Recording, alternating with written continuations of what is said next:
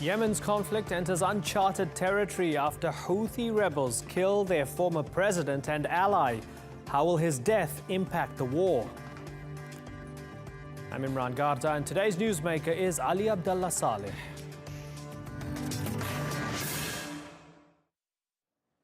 Yemen's former president was gunned down by people who used to be his allies, the Houthis. They say it was payback for betraying them. Ali Abdullah Saleh's relationship with the rebels was a complicated one. While he was in power, they were sworn enemies. But after he was forced to step down in 2012, they soon forged an unlikely alliance.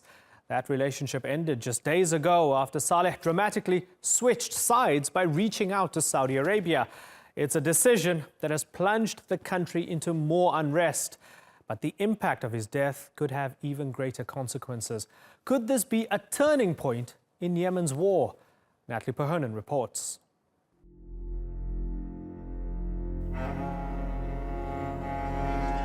The Houthis called it betrayal, and this is how they paid it back. Yemen's former president, Ali Abdullah Saleh, was killed just days after breaking his uneasy alliance with the rebels. And his death could signal a turning point in the civil war. Saleh held on to power for more than 3 decades before being forced to resign in 2011. 4 years later, he joined forces with the Iranian-backed Houthis to oppose the Saudi-supported government of President Abd Rabbu Mansour Hadi. That decision helped turn Yemen into a battlefield. Then, late last week, Saleh shifted his allegiance to the Saudi-led coalition. We promise to our brothers and neighboring countries that we will be ready to sit at the negotiating table if they lift the siege and cease all military operations. It's a tactic which appears to have cost Saleh his life and thrown Yemen even deeper into chaos.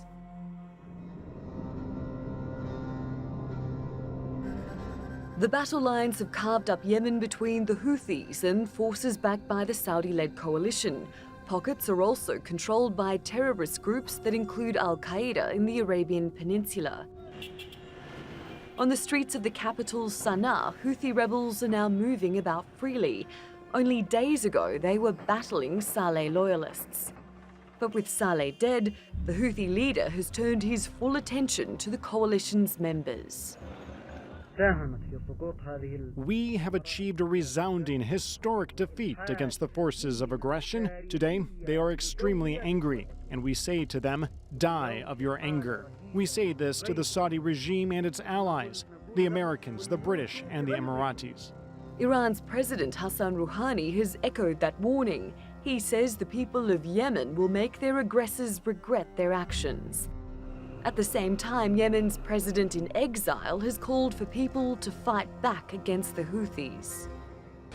أدعو جميع أبناء شعبنا اليمني في كل المحافظات التي لا زالت ترزح تحت وطأة هذه الميليشيات الإجرامية الإرهابية إلى أن تفاض في وجهها ومقاومتها ونبذها. Yemenis have endured years of conflict and are living through what the UN calls the world's greatest humanitarian crisis. But what will happen to them in the days and weeks ahead as all sides try to gain a greater foothold on power now that Saleh is gone? Natalie Perhonen, The Newsmakers. Well, to discuss this, I'm joined from Sana'a by a pro-Houthi journalist, Hussein al-Bukhaiti. In Doha, we have Abdullah Babood. He's the director of the Gulf Studies Center at Qatar University. And with me here in the studio is Dr. Najib Saeed Ghanim. He's Yemen's former health minister and now a member of Al-Islah, a Yemeni opposition party that supports the Saudi-led coalition. Gentlemen, thank you very much for joining us. Hussein, let me begin with you. Ali Abdullah Saleh is dead. The Houthis killed him. Are you happy about that? It's not about if I'm happy or not. We had 72 hours of chaos and fighting in many areas across Yemen, and this could have affected the country, and it could have made it easy for the Saudi-led coalition to invade all the cities that's not under their control. And I think to compare with if Ali Abdullah Saleh dead and the security situation is back to normal, I think every basic Yemeni will be happy to have security and safety, because what they want to open their shops, they want to go to the street, they want to make a living. It's not about who is ruling, it's about who can provide security and safety inside areas he's controlled. And this is actually what's happening now. Ali Abdullah Saleh has turned his back. He forgot the 3 years of coalition with Ansar al Houthi. He forgot 3 years of fighting the Saudi. He forgot 3 years of Saudi-led coalition, crimes on Yemen, starvation, cholera outbreak, blockade. And at one point, he just joined the Saudi in his 5-minute speech 2 days before his death, when he tried to flirt with the Saudi, asking them to open a new page. And, and he called all Yemeni to fight. Okay, so he turned his back on the Houthis. Let me ask you the question in a different way. Did he deserve to be killed because he decided to want to talk to the Saudis and he criticized the Houthis? I mean, of course, if you try to talk and have coalition with the enemy, you expect the one who you are in coalition in Sana'a will fight you. So how do you get peace if you don't talk to your enemy? Does he deserve that he was killed? Sorry? How do you get peace, Hussein, if you don't talk to your enemy? Isn't that what Ali Abdullah Saleh was trying to do? But look, I mean, you only mentioned what he said in his first speech. He said to talk to the Saudi, to open new page, and he called Yemeni people to take up arms and to fight the Houthi. It's not about only talking with the Saudis. He said we have to have a revolution against the Yemeni, against the Houthi. We have to fight them. We have to clear the city from them. I mean, what do you expect? Do you expect Ansarullah, the Houthi, either you agree with them or not? And it's not, when you mention only does he deserve to be killed, he was killed in action. He fought and he died when he was trying to go into Marib to join the Saudi-led coalition. He refused to stop at a checkpoint. I mean, at the beginning, they didn't know that it was Ali Abdullah Saleh. It was a convoy of armored cars, and they refused to stop. And at that time, because there was fighting, there was kind of order. No cars will go in or out Sana'a. Only it has to be searched. Okay. This is normal in any you say he was killed when in you combat. have insecurity. Fair enough. Najib Ghanim, you're on the other side here. You support Hadi. You support the Saudi-led coalition. Ali Abdullah Saleh has been your arch nemesis for the past few years, along with the Houthis. He's seen as the mastermind behind them, your former president. Are you happy that he's dead? No, I'm not happy. Really, it's a very sad event. Took place in Yemen within the coup event, and also and just come up with this big bang event, which is the killing of Houthi. We regret. And almost we saying that killing people, bloodshed is a bad news. It's not good.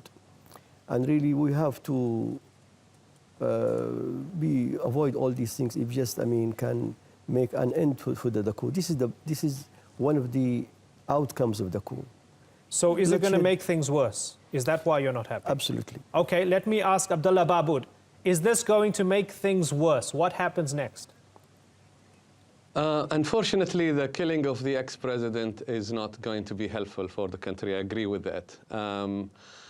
Whether we like his policies or not, whether he was good for Yemen or not, he was still one of the, he still has his own followers and his own group and the Congress Party, etc.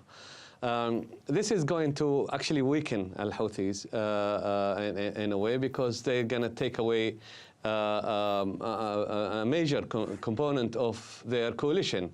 But also, it will make them face the other coalition alone. I don't understand why they need to kill someone like that. And also, the way that he was killed is going to get the Yemenis people against al-Houthis. I think it was a really miscalculated move. And I think things are going to get worse in Yemen, unfortunately, because of this. He was, again, for all his ills, he was a hope that he could have negotiated something out of the crisis and out of this mess that has been created in Yemen. Hussein, embedded in that answer was a claim that essentially the Houthis are being weakened. They've weakened themselves by killing him. And if you think about it, over the past 3 years, where would they have been without the help and the expertise and the Machiavellian mastermind that was Ali Abdullah Saleh? They've knocked out their brains, haven't they? They never needed the help of Ali Abdullah Saleh. If Ali Abdullah Saleh was the mastermind, as you mentioned before to your guest in Turkey, then it could have been hard to defeat his forces in 72 hours. Media outside has made from Ali Abdullah Saleh image like really big, than that he was the strongest man in Yemen, and to defeat him in 72 hours. They show you all this claim were false. It was the Houthi who were strong, and the Houthi actually they were the one who had coalition with him because they didn't want to have any problem inside Yemen. They want to focus on the Saudi led coalition. And let me make it simple. Like, if you have two head chefs in one kitchen, things will go messy. If you have one head chef, he can have more control. This means Ansarullah the Houthi are stronger now. They are the one in full control. They have seized all Ali Abdullah Saleh army base. This means they have more weapons. And just I want to add something to your guest in Turkey when he said killing people is bad. We know that killing people is bad, but what about 12,000 people who have been killed by the Saudi-led coalition, which the Muslim Brotherhood supported? Millions of people are starving to death because of the blockade. Are those people? But the thing is about the Muslim Brotherhood, they only think about the leadership, and it doesn't matter if they fought Ali Abdullah Saleh before, because he has turned against the Houthi. That's why he was okay. But for the Saudi to kill thousands of people, I mean, for them, I think they don't consider them as human, and they are sad because of Ali Abdullah Saleh, because the killing of Ali Abdullah Saleh. But I have never ever heard your guest saying that he's sad of the Saudi airstrikes, the killing of Yemeni. Just yesterday they have targeted a market in Sanhan area, the tribal area of Ali Abdullah Saleh, killing and injuring 22 Najib, people. okay, so Is let's your ask guest Najib. in Turkey sad about that? Okay, Najib, more than 10,000 people killed, 50,000 injured. A large portion of the population is reliant on food aid and in terrible, dire straits medically. Choleras everywhere. Does that make you sad as well? Yes, of course. Really, there are so many airstrikes mistakes, and yes, they come up with so many casualties and victims. But I just would like to remind everybody that the fourth wars between the state and the Houthis before the coup caused by the Houthis for killing at least 60,000 soldiers. So Houthis caused killing of 60,000 soldiers of the state, of the republic. So really, we have a story of, long journey of killing, of bloodshed, and all these are Yemenis. From our side, these are very valuable blood. Human being is a very valuable, whenever he's, color, religion, all these things. So this is, as I said, this is the outcomes of the coup, and also we will expect also the continuation of bloodshed in Yemen, providing that the coup forces now is under the umbrella is Houthi themselves alone, right? And they will just insisting that they will continue. Okay, so let me ask Abdullah Babood, because we have Hussein saying this will create greater peace now because you just have, Abdul Malik al-Houthi in charge. I guess no Ali Abdullah Saleh. We have Najib saying it's going to make things worse.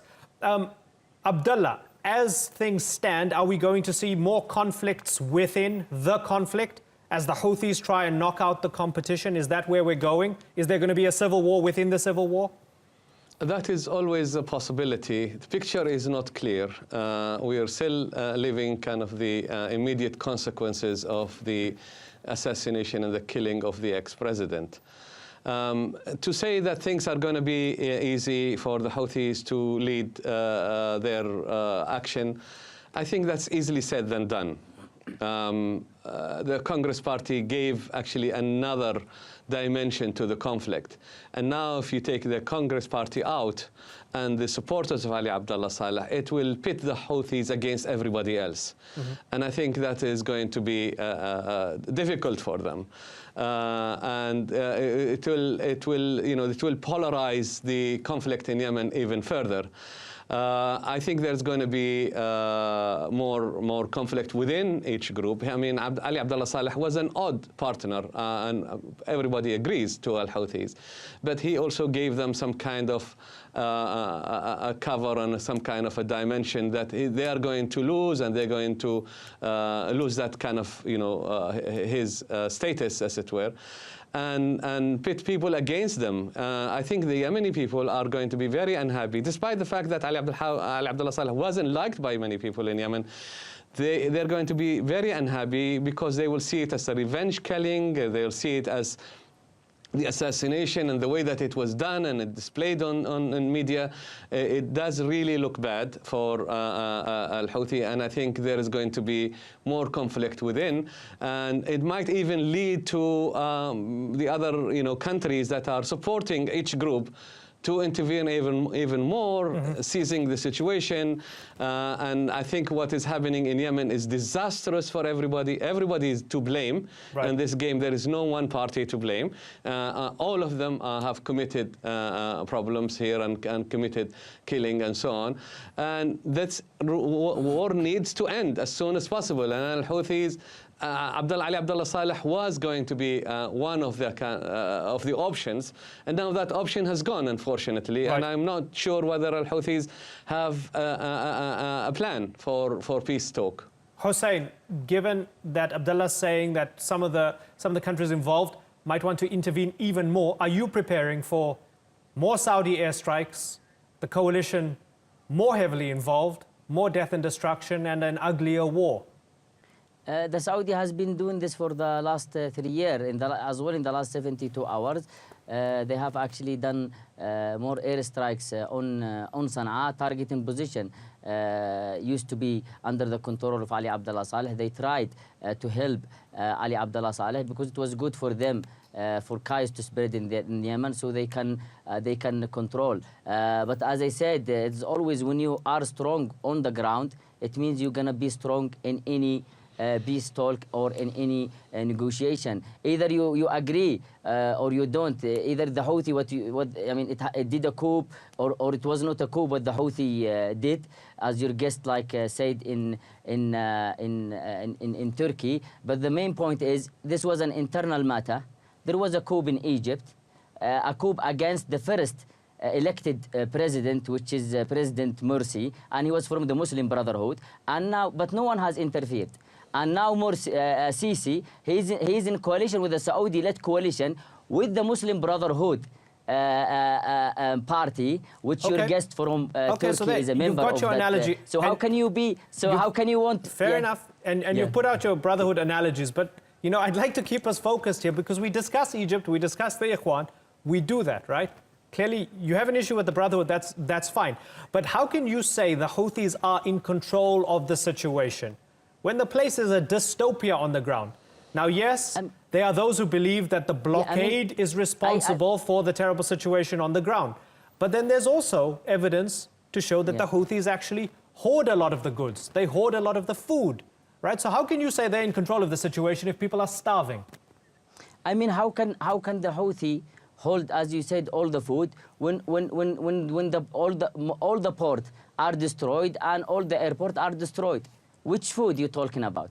I mean, how can they? I mean, if there is only 1% of the food coming into Yemen, and there's 99% of the food stopped because of the Saudi blockade. So the main reason is the Saudi-led coalition, because when Ansarullah, the Houthi, seized power, either you call it a coup or not, in 2014, for 6 months, everything was fine, airports were open, food was coming into Yemen easily, and there was no problem. And they show you that the problem is not with the Houthi. It's just when the war started, the blockade, the bombing of market, the bombing of everything in Yemen, bridges and everything, this will actually damage the Yemeni people. And when I said the Houthi now is stronger, and you said how can security be better, in the last 72 hours, there was fighting in many areas across Yemen. Now, there isn't anything. So I'm telling you what I can see with my eyes. It doesn't matter what people feel, but I can see on the street there is security. 3 days ago, we couldn't go to areas in south of Sana'a. Now we can go anywhere across the country. Okay, so I'm telling you about what I can see. Okay, fair enough. And people outside, they're not living here, so they have no clue. And we'll watch it closely, and I hope it doesn't flare up again, because we'll invite you back on the program to ask you, you said things were going to be okay, and how come they're not? I hope it doesn't get to that. Let me ask you, Najib, the man you still refer to as your president, Mr. Hadi, he went on TV, he told people to rise up against the Houthis in the immediate aftermath of the news coming out that Ali Abdullah Saleh had been killed. But people didn't. So what does that tell you? Does it tell you that the vast majority of Yemenis don't really love Hadi as much as maybe you think they do? We are in desperate need to stop this coup, and also we are in desperate need to come up with peace and stability in Yemen. But whenever you find this, rule implemented by force, by weapons, and against the legitimate power, which is represented by Hadi and the government, you can see, also you can expect the worst as well in the coming scenario. So I think, Hadi, he's right when he just encouraged people just to say no. But they stayed home. Yeah, because they are hopeless, really, because they are in front of, force on the ground with weapons, coup force, and they are, ruling by force, and they intimidate people. And so, yes, I think for Abdurrabbo, maybe they just depend on either the national army or just encouraging people to say no for the Houthis. But really, maybe he has got limited options in this respect. Anyway, we are hoping that we can in the near future to see an end for this agony of the people. But to be honest, really, I'm not optimistic. Right. And we have to prepare ourselves for the worst. Abdullah Babood, what do you think Mohammed bin Salman and the Saudi-led coalition will do next, given that Ali Abdullah Saleh is out of the way? That's very difficult to tell, but I think the Saudi and the other Gulf coalition partners are shocked with what had happened. I think they were hoping that this, what was going on is going to lead to some kind of a negotiation with Ali Abdullah Saleh and his team, and or maybe weakening the Al-Houthi side. However, I think they are quite shocked with what happened, and I think, as we have seen, there has been a quick escalation, if you like, of the conflict. As we've seen, they've been bombing Sana'a and other parts of Yemen as a retaliation. I think they will try and have a dialogue with his son.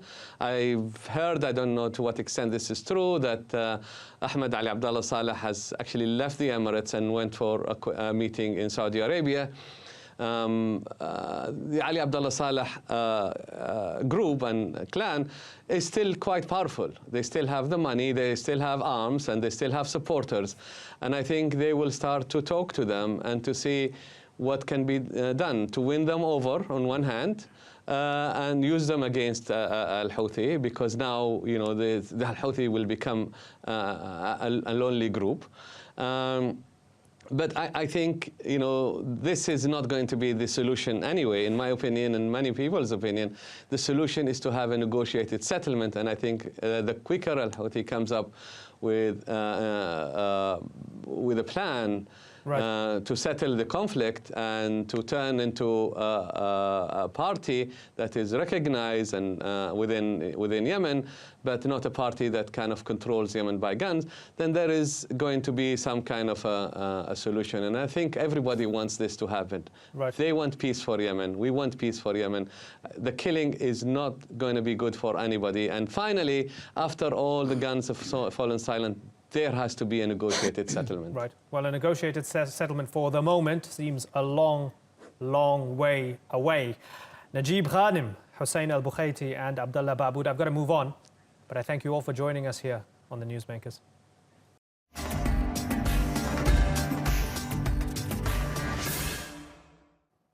Welcome back to the Newsmakers. Ivory Coast boasts one of the fastest growing economies in the world, but its financial success could be concealing political tensions. The former president, Laurent Gbagbo, is on trial at The Hague for crimes against humanity. Prosecutors accuse him of orchestrating violence after losing the election in 2010.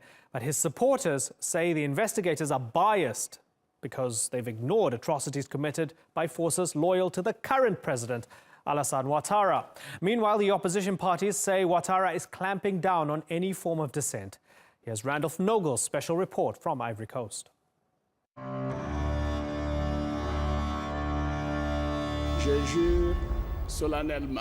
His inauguration marked the end of a war fought among countrymen.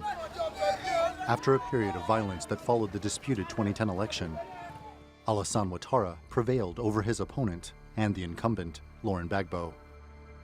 But the wounds on both sides of the conflict are still raw, and political and social tensions in Ivory Coast are still simmering.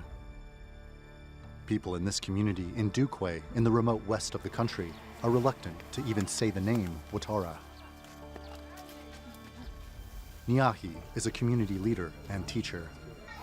He witnessed the human toll exacted by the attacks of pro-Ouattara forces. When you come back from the bush, we had to be very courageous because corpses were all around the streets and smelled terribly bad. The children that you see around me here are all traumatized. When they see someone with weapons, they are scared. An estimated 800 people were massacred here. This woman says she lives in fear, which is why we've decided to protect her identity. I cannot show my face. We're still living in the same place we were attacked. And the people who attacked us are still here. Her 12-year-old son and her father were killed by pro-Ouattara forces. She says people were burned alive in their homes and that children as young as 5 were executed. Where is justice? This is something that doesn't leave my heart. We don't have money to hire lawyers to seek justice for us. Our parents are dead. That's it. It's over.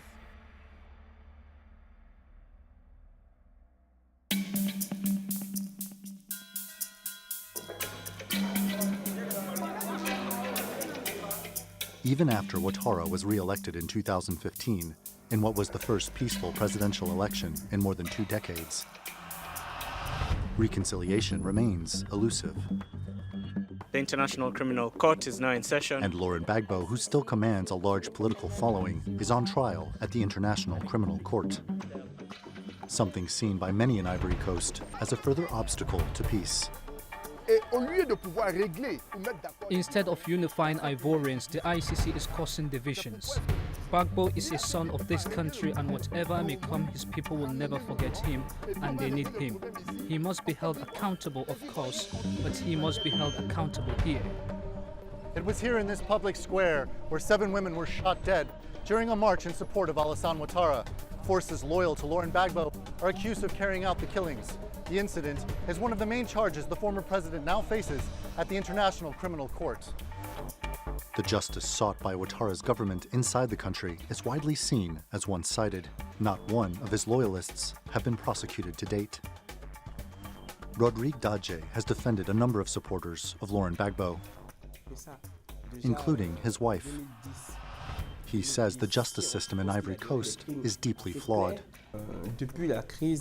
Since the crisis of 2010, thousands of people have been sent to prison illegally. They live in terrible conditions. Madame Gbagbo is famous, so we can criticize openly what she went through. But no one cared about these average people.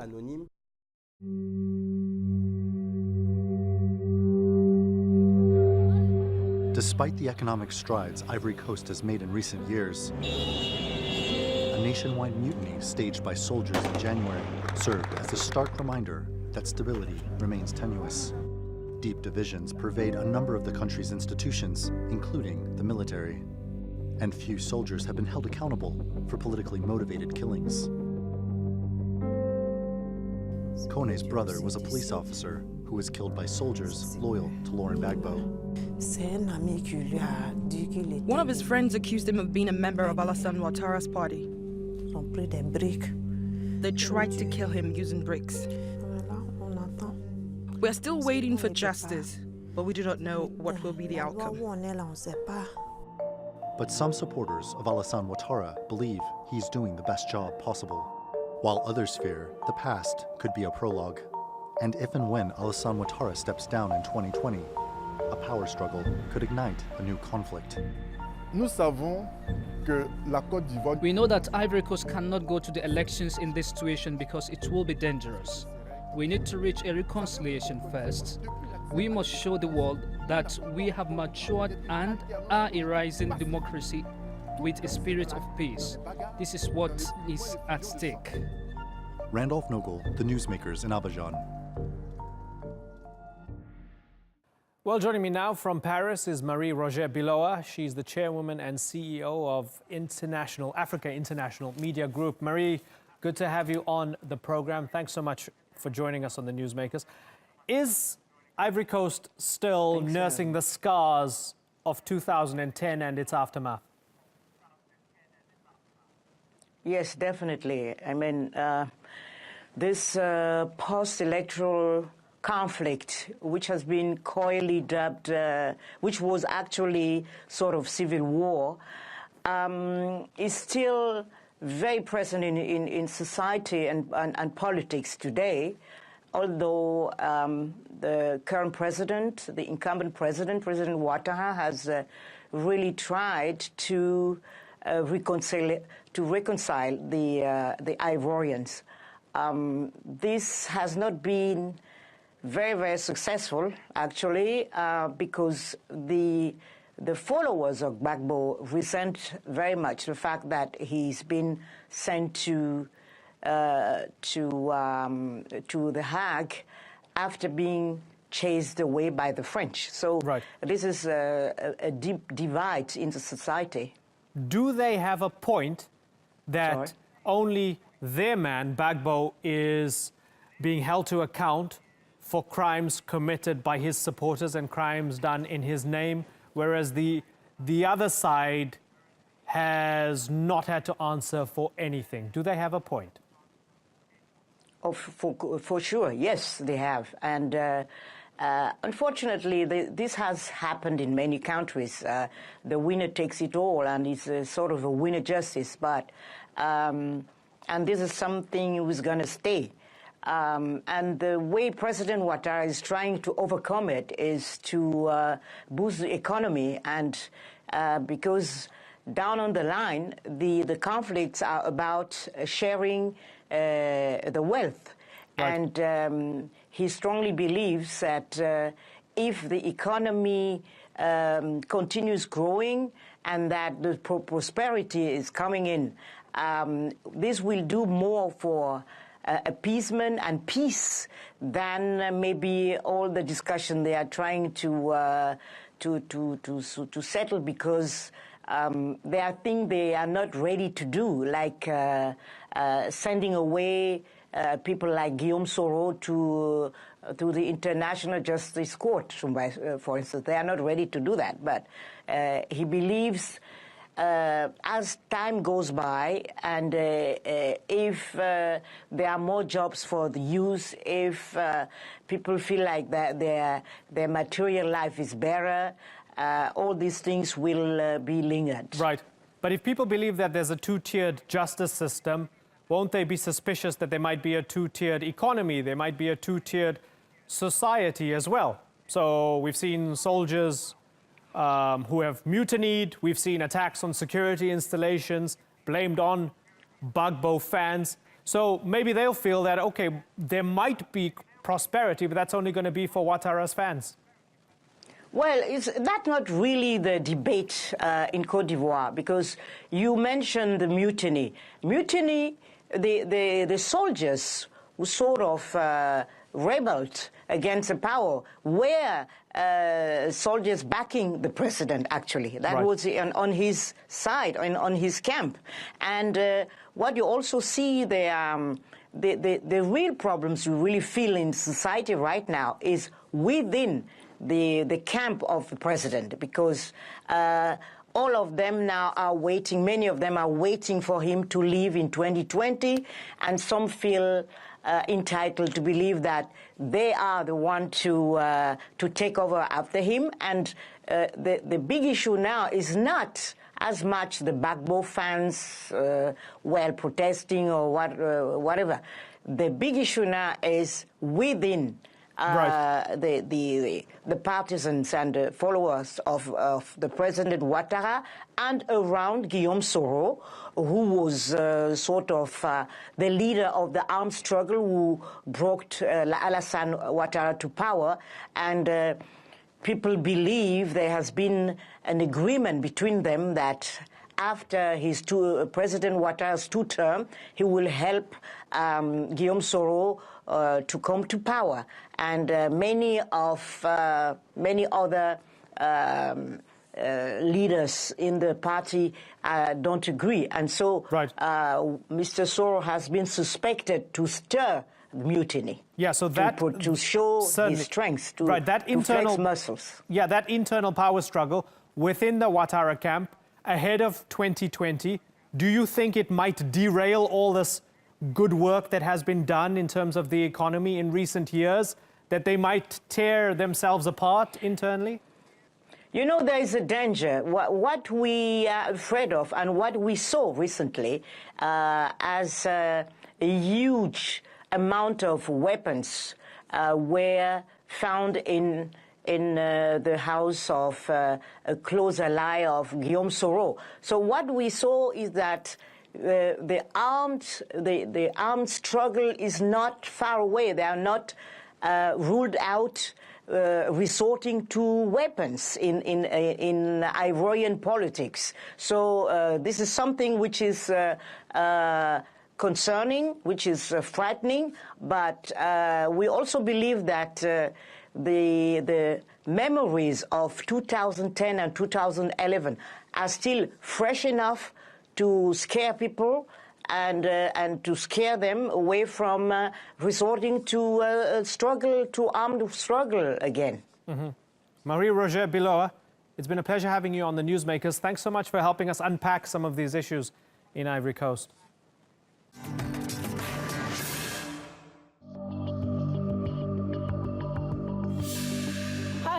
Is this a life? We ran from shelling and our situation here is worse. What life is this? We wish to die. The Syrian conflict is now in its 7th year. Almost 500,000 people have been killed and millions displaced. It's effectively created one of the worst refugee crises the world has ever seen. And one of the countries at the center of it all is Jordan.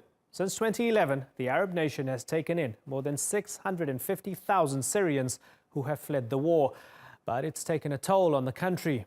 At the Syrian-Jordanian border area of Rukban, tens of thousands of refugees are trapped in limbo. Well, the nation's former crown prince has been trying to help. Well, joining me now from Amman is Hassan bin Talal. He's the former crown prince of Jordan and a member of the Commission on Legal Empowerment of the Poor. Sir, it's a pleasure having you on the Newsmakers.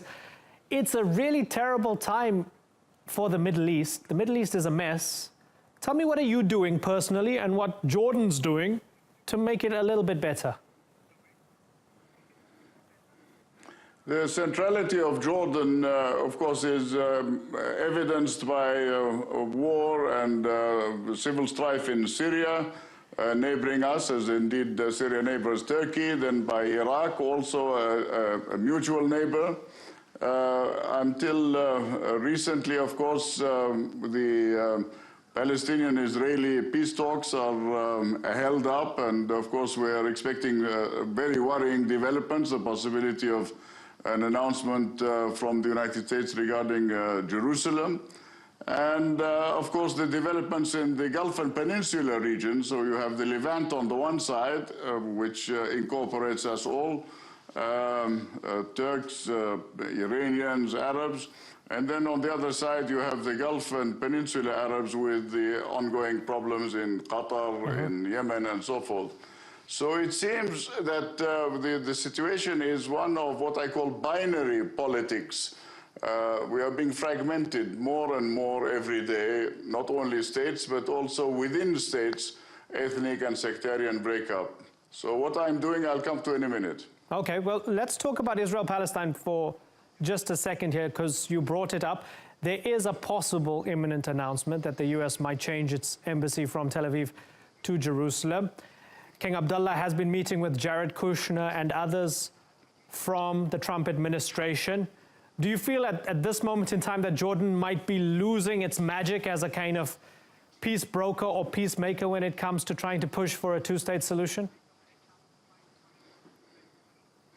Well, I think what you should bear in mind, speaking of Jerusalem, before we speak of the two-state solution, that as far as Jerusalem is concerned, the Hashemite role, the word Hashemite, of course, takes us back to 1,000 years of history when my forebears were in Mecca, and consequently a Hashemite spiritual emphasis on the noble sanctuary, the holy basin, if you will, of Jerusalem, is, I think, to be discussed in a context which is not the same context as talking about two states and the political context. So we have a holy context, which is ecumenical, Jewish, Christian, Muslim, and then you have a political context, which is the Palestine mandate called for the establishment of two states, a Jewish state, which we now have, Israel, and an Arab-Palestinian state, which also believes that its flag should be in a capital called Jerusalem. So the question of flags, the question of political recognition are very much a key issue, an emotional issue, and an inherited legacy of 100 years of futility since the end of the First World War. This has to be attended to. The war in Syria next door has hurt your country. You've taken in a lot of refugees, just like Turkey, just like Lebanon, and other countries that have really carried a heavy burden. The war in Syria itself has hurt the Syrian people. Tell me how the work you're doing is trying to address some of the underlying issues. Well, my primary concern is human dignity. As you said, I've worked with the legal empowerment of the poor, which is basically making the law work for everyone. But when you talk about our population, we have exploded since the early 1990s from over 3 million to almost 10 million people, or some say more. So what we have are nationals of our country, but we also have Palestinian refugees who became nationals of our country from 1948 to 1967. And then beyond that, you have migrants, immigrants, Syrian, Iraqi. Up till now, we are hosting over 40 different nationalities in different United Nations categories. So as far as direct assistance is concerned, the international community has only honored half of its commitments. We have a problem common with you in Turkey and Lebanon, of course. We have taken, the three countries, 4.7 million refugees, of whom 1.7 are in Jordan, a third of whom are in camps, but the rest are really being hosted by Jordanian services, Jordanian food, Jordanian programs of resilience. And this is very, very difficult. We are all facing what I would call a demographic tsunami. It's a demographic tsunami, and a lot of the time, at certain times, whether it's Turkey, whether it's the Iraqis, whether it's the Lebanese, and so on, countries have had to face some very harsh realities when it comes to the aftermath of the Syrian war. You have a current situation on your border in Rukban, where 50,000 Syrians are stranded. Is what you're doing personally at loggerheads at the moment with what the Jordanian government is doing as policy, because you are blocking off food supplies because you feel it has been infiltrated by Daesh and people are suffering? Not at all. I would like to say that I am involved with the Zero Hunger campaign for the World Food Programme. So we always look for ways. We've used cranes, for example, to extend food aid across the border. But as you will appreciate in Turkey, when you have, you say 50,000, I believe it's in excess of 50,000 people in Syria, many of them, of course, deeply suspicious to the security services. Don't forget that 7 Jordanian soldiers were killed in an explosion on the border. So basically, the security had to say enough is enough. But you always have this contradiction between development priorities on the one side and security priorities on the other. And definitely with the winter approaching, there has to be a clear course of action. Some people have suggested balloons, for example.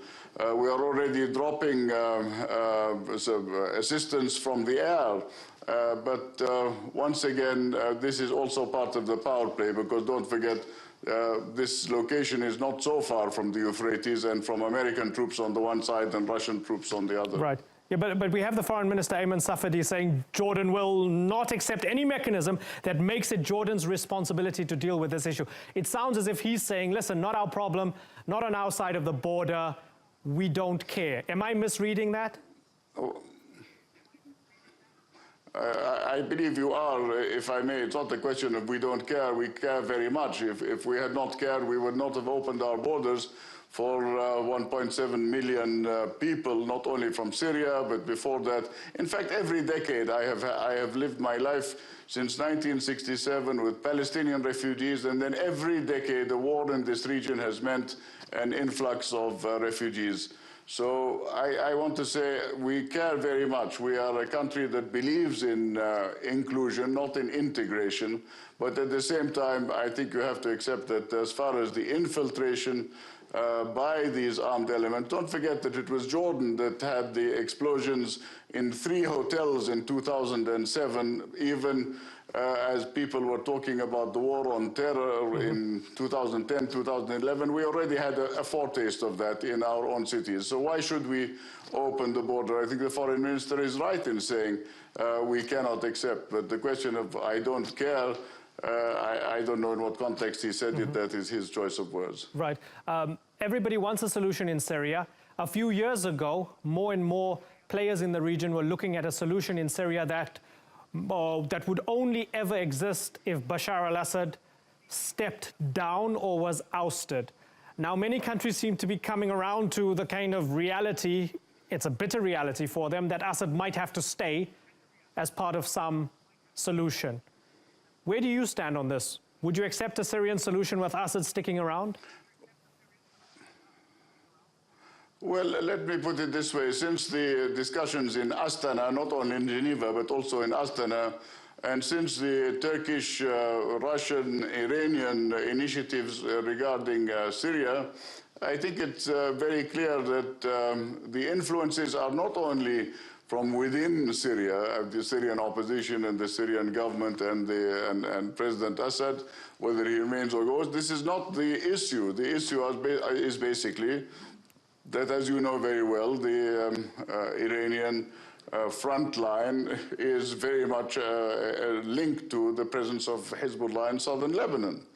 And the whole issue of Syria is also an adjunct to the issue of Iranian influence in Iraq. I believe yesterday one of the senior directors, possibly of the CIA, directed a letter to General Soleimani basically expressing deep concern and misgivings of the United States about the Iranian presence. So I go back once again and say these are binary perceptions. The real solution probably for the region is a federal solution, whereby you recognize that this is a pluralist situation, where you recognize that ethnic and sectarian have to live together, and where you recognize that we need a level of intra-independence, if you will, where we recognize each other and respect each other, but at the same time work together on creative commons, such as water, for example, an issue which President Özal, God rest his soul, raised with me on many occasions, which I'd like to come to in a minute. Okay, so tell me about water. Tell me how you can use water to solve some of the root causes here. Well, once again, I have the privilege of chairing a Blue Peace initiative. And when we discuss water or we discuss nuclear power, it's very interesting to see that all the nationalities in the region, including on occasion the Israelis, participating in these conversations in international fora and basically talking about the regional carrying capacity. Turgut Özal, in his vision, was basically that we have to talk about carrying capacity and carrying capability in relation to municipal and industrial water. And I just want to say that with your situation with Iraq, it's interesting to see the Urusu Dam, which, of course, is a vital factor, particularly in the summer ahead, on water sharing between Iraq and Turkey. I hope that these issues, including, of course, the broader region, can be taken into consideration on the basis that no single country can in and of itself solve the water problem in relation to the nexus of energy and habitat. Where people are is not where we want them to be, but this is the product, the consequence of several years of fighting in these countries. Prince Hassan, you're no longer a young man. I don't say that to insult you, but I want to tap into your wisdom a little bit here. You've been around for a long, long time. You've seen the region's ebbs and flows and ups and downs. Are you a pessimist or an optimist now that you're into your 70s? Well, I'm an optimist because I believe that the young men and women of this region are really the future. And I think that if we can accept that they have it in them to become stakeholders in their future, basically what we're saying to autocratic rule, enough is enough. We need greater participation by the youth in building citizenship, which in its turn builds the democracy that we talk about. I mean, there's a lot of democracy in the ballot box, but I'd like to see democracy of sharing. And I think that when we say 70% under the age of 30 and so forth, we have a very grim choice. Either it's sharing on the basis of pluralism or continued fighting and, of course, this fragmentation, this balkanization of, once again, what I call the Levant on the one side and the Gulf and Peninsula on the other. So this involves us all. Prince Hassan bin Talal, thank you very much for joining us on the Newsmakers. It's been a pleasure speaking to you. Thank you.